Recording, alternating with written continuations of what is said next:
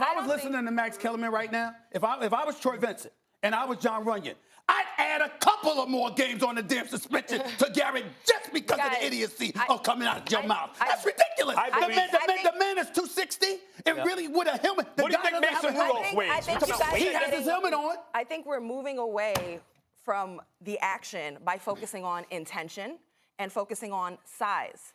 If we just look at the action alone, and I point this to Max, it's nice that you're able to sit here today and say it should only be fewer suspensions, but that same exact action, what if it was a different optics or result? What if he cracked his skull open or knocked him out right on national TV live? Would you still say that well, same for the same reason, no one seems to be upset at Mason Rudolph. You're right. It's human nature for me to say, oh, look at the consequence. It wasn't that big a deal, right? And so the consequence is so large that now I change my position, which is what's happening to everyone about Mason Rudolph. If you took away Myles Garrett's reaction, then you'd say, whoa, Mason Rudolph was trying to take his helmet off. Mason Rudolph charged at him. No one wants to talk about that because Myles Garrett's reaction people fear was disproportional. Article 17, I will refer back to it again.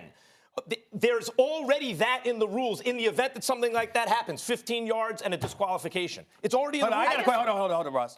I got a question. What about the notion, I'll take away size, the fact that Myles Garrett is obviously bigger, stronger, et cetera. I'll take that away. What about the reality, Max Kellerman, that Myles Garrett had on his helmet and Mason Rudolph didn't? And you swung and hit the guy in the head that didn't have the helmet on. It's not like Mason Rudolph still had his helmet on. And you had a helmet in your hand. You had a helmet in your hand, plus you had your helmet on. Okay. And in your earlier what was the argument, fear? Max, in your earlier argument, Max, you also compared it to hockey players swinging a hockey stick or baseball players throwing a 100-mile fastball and hitting a guy, but those are game actions. This guy literally was on the field, not a game action, took a helmet and swung it at an unprotected head. I would say throwing a baseball in the game action has a worse consequence most often than some behavior like that. It's a game action.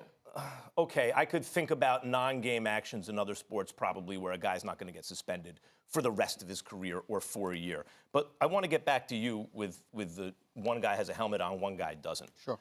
The reason that Myles Garrett had a helmet on and Mason Rudolph didn't is because in the action that Mason Rudolph initiated, Myles Garrett was more successful. At that point, one guy has a helmet on, one guy doesn't, because the guy who started it wasn't as good at taking the helmet off as the guy who finished it. But at that point, it could still be finished. Mason Rudolph does not have to, whatever you think his intention was, well, what was he going to do?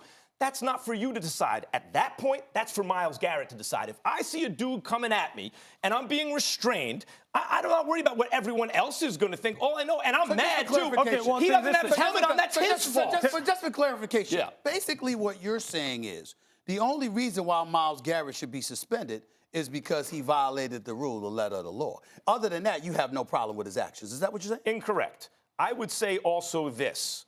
You don't swing a helmet at a guy's head. I mean, that we can all agree upon. I start by saying what I said because the reaction to Myles Garrett has been nearly as disproportional as his reaction to Mason Rudolph, or maybe more. Well, that's only as it pertains to assault. Like people that saying that he should be arrested for assault. I agree with you there. Or even kicked out of the league. No, kicked out of the league. But come on. In terms of a lengthy suspension on the part of the NFL, there is no question he deserves that. You know what, though? Here, look. If, and I know we're going to say, but it didn't. But if that helmet was cocked a little bit further, Thank you. And he cracked his head? And Max, it's not unreasonable to think that he could have split his head open, knocked the boy out, and he's laying there, and paramedics are coming on the field. Then would you say Myles should be suspended more than 4 games? Yeah, I probably would. I have to be honest about that. No, but But listen, hold on. Would you then say, well, after hopefully Mason Rudolph is okay, you're suspended too because you started it? Yes, as a matter of fact. All right, fine. Do you think that now that he didn't get hurt egregiously and life-threateningly, that the punishment should be less for Myles Garrett? Yes, it's in the rules. It's already in the rules. You're saying, Max. So the whole part about head trauma and player safety doesn't mean anything. No, you're asking a legitimate question. What you're saying is, Max, what if there was all this extra stuff that happened as a result that the rules don't anticipate? Because already they've anticipated this and they have a penalty, 15 yards and disqualification. You're saying, but what if the result was so out of proportion to what they imagined? Wouldn't you want additional punishment? The answer is probably yes. the consequence would make me angrier about the whole thing. But in fact, Mason Rudolph got hit harder inadvertently by his teammate's knee when he was on the ground than he did by that helmet by Myles Garrett. No, I mean, if you watch the replay. Max, no, What on? Oh. no, he didn't. Let's go to break.